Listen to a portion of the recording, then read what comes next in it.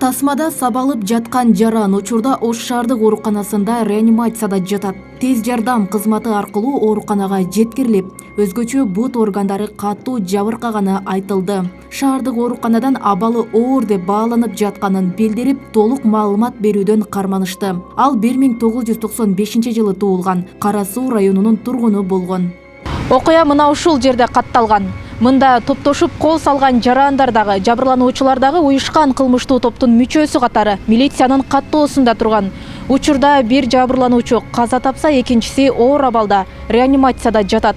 Ал эми окуя дал ушул түнкү клубтун видео байкоосуна түшүп калган. Топтошкон уюшкан кылмыштуу топтун мүчөлөрү дагы бир жаранды сабашкан. Ал 1993-жылы туулган Баткен облусунун тургуну. Тилекке каршы денесине мийиздүү курч нерсе менен бир нече оор жаракат келтирилгендиктен каза тапкан. Жазык кодексинин 122 беренесин адам 22 беренесин адам өлтүрүү менен катталып, иликтөө иштери жүрүп жатат. Тийиштүү экспертиза дайындалды.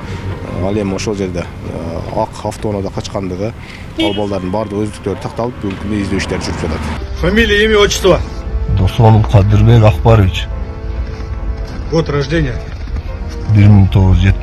Сабагандар ак төстөгү автоунаа менен изин жашырып качышкан. Шаардык милиция кылмыштын изи суу электе, бул өзгөчө оор кылмыштын уюштуруучусун кармады. Ал кылмыш чөйрөсүндө Женго Каймана аты менен таанымал Ош облусунун Кара Суу районунун тургуну Кадыр Досонов кармалды. Анын шериктери бул кылмышка түздөн-түз катыштыгы бар 3 жаран изделүүдө. Райымберди уулу Акылбек 1995-жылы туулган, Өзгөн районунун тургуну. Коргонбай уулу Эламан 1995-жылы туулган, Ош шаарынын тургуну. Шакир уулу Курсантбек 1998-жылы туулган, Ош шаарынын Жапалак аймагынын тургуну. Мында изделип жаткандардын бири Эламан Коргонбай уулу, буга чейин эрежесиз эр уруш боюнча Азия чемпиону экени белгилүү болду. Келем 8 класстан 15 жашыман баштап, азыр 21 жаштамын.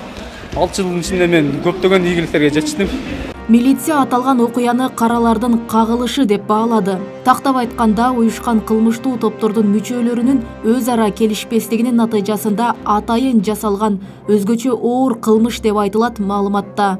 Ал эми интернет колдонуучулары мыкаачылык менен жасалган аюусуз сабоону кескин сынга алып, кылмыштуу топтордун ишине бөгөт коюлуп, катуу чара көрүлүүсүн талап кылышууда. Таяк жегени бир убакта бирөөнү ушундай чапкан, чаап кеткендерди да алдыда ушундай жашоо күтүп турат. Адамдар кайда бара жатабыз, жанагы видеону көрүп жүрөгүм ооруп чыкты. Мындай мыкаач адамдар менен бир коомдо экениме өкүнүп кеттим. Карышкырды тебелеп таш менен уруп өлтүргөндөрдү бекер эле мыкаачы депмен. Адамды арматура менен сабап атышканын көрүп түңүлдүм.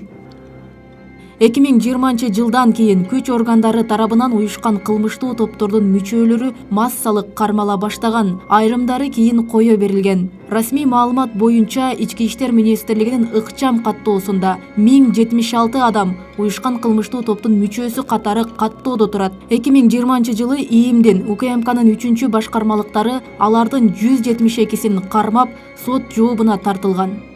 Бул 1000ден ашуун деген сөз, бул бир армия деген сөз да, бир чоң армия деген. Бул абдан кейиштүү, өкүнүчтүү. Анан ошол эле негизде мыйзам менен катуу чара көрүлө турган окуяга келди. Эми бүгүнкү окуя абдан жаман көрүнүш болду. Эми бул жерде ошол мыйзам менен катуу чара көрүш керек. Мисалы, сен экөөбүздүн дагы башкалардын да бардыгыбыздын укугубуз мыйзамда корголгон. Ошон үчүн мыйзам жазылат, ошон үчүн мыйзам иштейт да.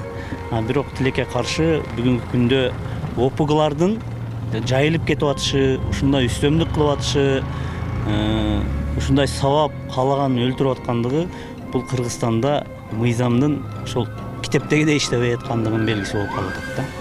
Белгилей кетсек, 10 күн мурда Оштогу Скайбар түнкү клубунда дагы адамдардын топтошуп мушташкан окуясы катталып, ал да видео байкоо камерасына түшүп калган. Ага бажы жана УКМК кызматкерлери катышкандыгы аныкталып, катышкан күч кызматкерлери жумуштан алынган.